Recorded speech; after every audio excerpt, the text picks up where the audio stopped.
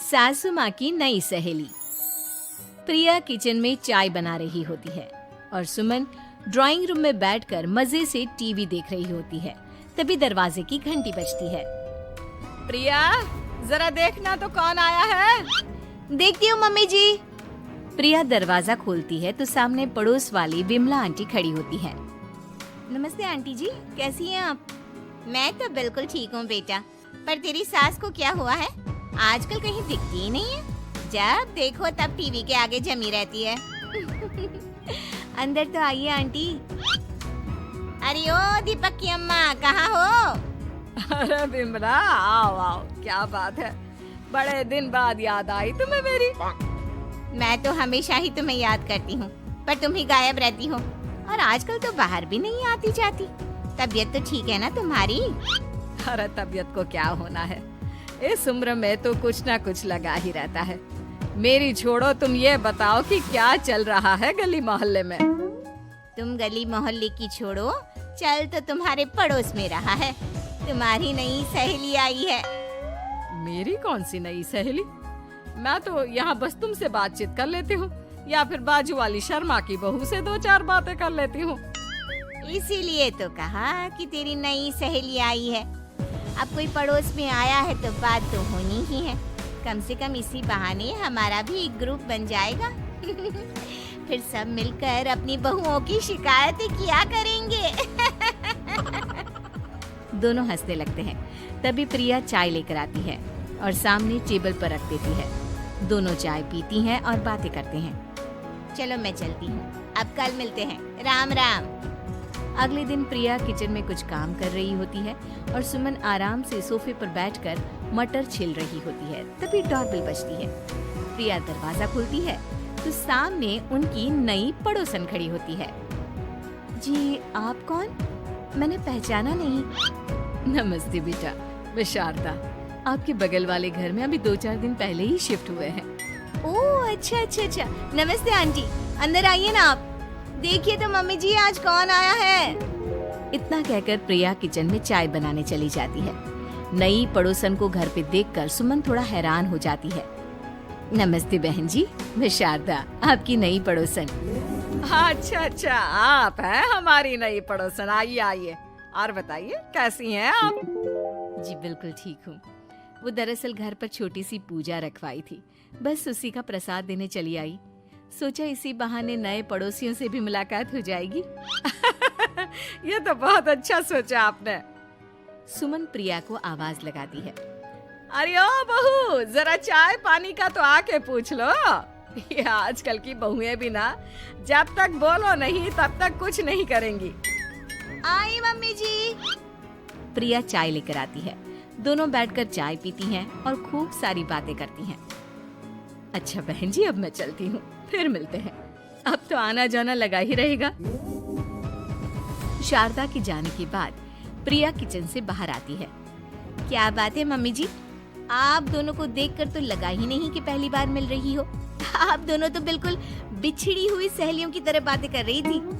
अरे जब दो औरतें मिल जाती है ना, तो बातें अपने आप ही निकल आती है। अब तू अपने काम पर ध्यान दे, बातों पे नहीं।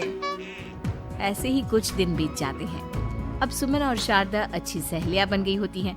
दोनों एक साथ मंदिर जाती, मार्केट जाती और कभी कभी तो विमला भी इनके साथ मिलकर खूब हंसी ठिठोली करती।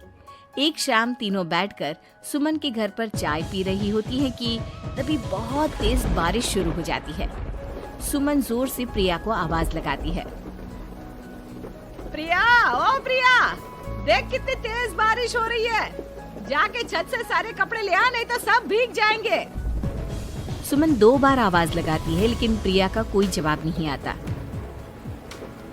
शायद प्रिया कुछ काम कर रही है, इसीलिए कुछ जवाब नहीं दे रही। अरे काहे का काम, आराम फरमा रही होगी महारानी। तभी प्रिया बीमार हालत में अपने कमरे से बाहर निकलती है। हाँ मम्मी जी, क्या हुआ? मेरी तबीयत थोड़ी ठीक नहीं है ना, इसलिए आग लग गई। अरे सारे कपड़े भीग गए और तुझे सोने से फुर्सत नहीं है। सबके सामने सुमन के मुंह से ऐसी बातें सुनकर प्रिया उदास हो जाती है और छत से कपड़े उतारने चली जाती है। सुमन, ये क्या बात हुई? प्रिया ने बताया ना कि उसकी तबीयत ठीक नहीं, इसलिए उसकी आंख लग गई। तुम भी ना खामखा उसे सबके सामने सुना दिया। अरे आप नहीं जानती शारदा जी, कुछ बहुएं ना बहुत आलसी होती है, घर का एक काम नहीं करना चाहती। ऐसा नहीं है सुमन, तुम्हारी बहू तो बहुत प्यारी है, तुम्हारी सारी बात भी तो मानती है। हाँ सुमन, तुम प्रिया के बारे में ऐसा क्यों सोचती हो?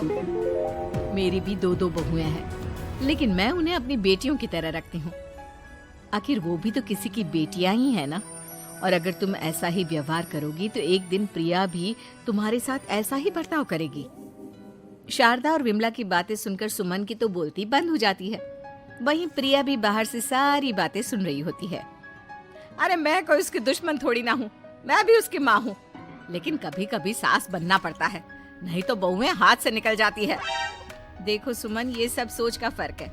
अगर तुम ये सोचोगी तो कभी प्रिया को अपनी बेटी नहीं बना पाओगी।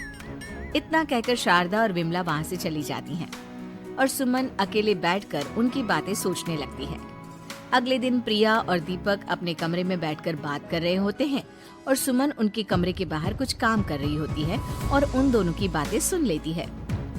दीपक, तुम्हें पता है हमारे पड़ोस में जो शारदा आंटी है ना, बहुत अच्छी हैं। अच्छा, ऐसा क्या हो गया जो तुम्हें वो इतनी अच्छी लगने लग गई? कुछ खास नहीं, बस कल जब मम्मी जी मुझे सबके सामने सुना रही थी तो शारदा आंटी ने मेरा साथ दिया। मैं तो सच में हैरान ही रह गई थी जब उन्होंने मम्मी जी को मुझसे ऐसा बर्ताव करने के लिए मना किया। अच्छा, फिर क्या हुआ? होना क्या था, शारदा आंटी तो मम्मी जी को समझा ही रही थी कि बहू को भी बेटी की तरह ही रखना चाहिए, लेकिन मम्मी जी तो मम्मी जी है ना, उन्हें तो मुझ में हमेशा कमी ही दिखती है। काश मुझे भी शारदा आंटी जैसी सास मिली होती जो मुझे भी अपनी बेटी जैसी समझती। सुमन ये सब सुनकर बहुत उदास हो जाती है और वहाँ से चली जाती है। प्रिया की बातें सुमन के कानों में बार बार गूंज रही थी। उसे बहुत शर्मिंदगी महसूस हो रही थी कि उसने प्रिया के साथ बहुत गलत किया है। अगले दिन सुमन शारदा और विमला को बुलाती है। क्या बात है सुमन, आज तूने ऐसे अचानक क्यों बुलाया? सब ठीक तो है ना? हाँ हाँ, सब ठीक है, तुम दोनों बैठो तो सही। तब तक दीपक और उसके पापा भी आ जाते हैं। प्रिया, तुम भी आ जाओ। क्या हुआ मम्मी जी, आपने बुलाया? हाँ प्रिया बेटा, मैं आज सबके सामने तुमसे माफी मांगना चाहती हूँ। मैंने आज तक तुम्हारे साथ बहुत बुरा व्यवहार किया है, लेकिन तुमने कभी भी मेरे साथ बुरा बर्ताव नहीं किया। मुझे अपनी गलती का एहसास हो गया है, हो सके तो मुझे माफ कर देना। प्रिया अपनी सास की बातें सुनकर हैरान हो जाती है, उसकी आंखों में आंसू आ जाते हैं। प्लीज मम्मी जी, आप मुझसे माफी मत मांगिए, मैं भी आपकी बेटी ही हूँ।